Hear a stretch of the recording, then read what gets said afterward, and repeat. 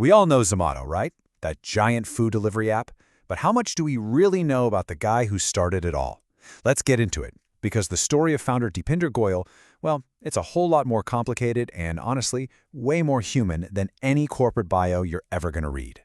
So you ask the guy to describe himself, and this is what you get. He doesn't say billionaire or CEO. He just says he's a curious person. But that really simple answer, it's hiding a whole lifetime of struggle, of ambition, and this relentless drive that was pretty much forged in pain. Okay, so on one hand, you've got the public version of him, right?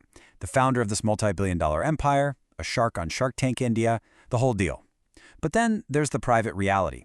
And that's a story of a guy shaped by some really intense childhood bullying, a ton of self-doubt, and a stammer that he has fought against his entire life.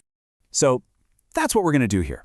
We're going to peel back all those layers of the brand to really get to the man behind it all. And you'll see just how his personal story is completely woven into the fabric of the Zomato we all use today. If you really want to get how Zomato became this giant in the industry, you first have to understand the personal battles that made its leader who he is. Because really, his whole journey has been a reaction to one single core wound. And that takes us right back to the beginning. See, his ambition, it wasn't born from some grand vision for a business empire. Note, it was born from a really deep personal pain that started in his childhood. So when he was growing up, Goyal was just relentlessly bullied. He was short, he had darker skin, and he had a stammer. And he talks about how it got so bad that his friends' parents would actually tell their kids to stay away from him. Can you imagine that? And this is where we get to the absolute heart of it. It wasn't just the name calling. The deepest hurt, the thing that really got to him, was being ignored. He'd be in the middle of a sentence and people would just turn away, as if what he was saying had no value. That feeling of being completely unheard, that became the engine for his entire life. So this is super important to understand. He didn't start a company to chase money or fame. Looking back, he realizes the real driver, the thing pushing him, was this desperate need for respect. He just wanted the people in his own circle to finally listen when he had something to say. Now, this deep insecurity he had about speaking, it ended up shaping a totally unconventional leadership style. I mean, it was surprisingly effective, but it's a style you would just never, ever expect from a modern CEO. Just think about it for a second. What do we expect from a CEO today? A charismatic speaker, right? Someone who gets up on stage and inspires the whole company at a big meeting. But what if the very idea of doing that makes you feel physically ill? Well, this number you're seeing?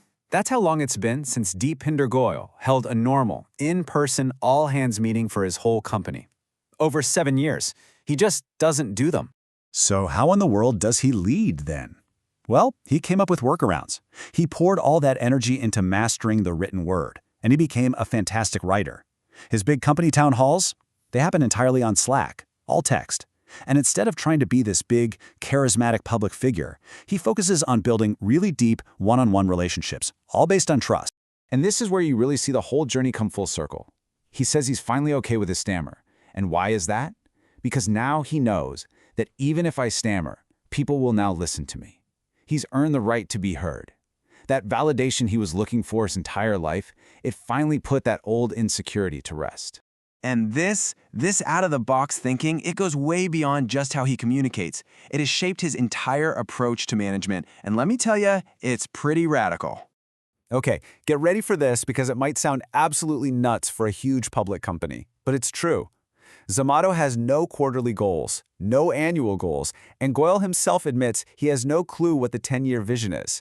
His whole philosophy is if you hire great people, you should just trust them to do their best work. You don't need to micromanage them with a bunch of targets. So, if there are no goals, what's there instead? It's this idea he calls the owner's mindset. He doesn't want his top people thinking of their work as just a job. No. He expects them to treat it like it's their life, like it's their own baby. He wants them to feel the wins and losses just as deeply as he does. But as you can probably guess, trying to create this owner's mindset across a whole company, well, it comes at a really, really high cost. It requires a level of intensity that, frankly, not everyone is cut out for.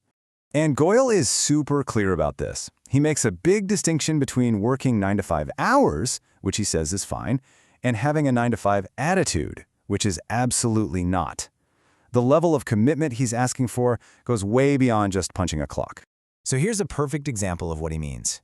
Someone with a job mentality sees a major bug pop up at 6 p.m. on a Friday. What do? They say, I'll deal with it on Monday. But someone with an owner's mentality, they get the impact this has on customers, and they stay to finish the job no matter what time it is. That's the difference he's talking about. And what's crazy is there's no defensiveness about it.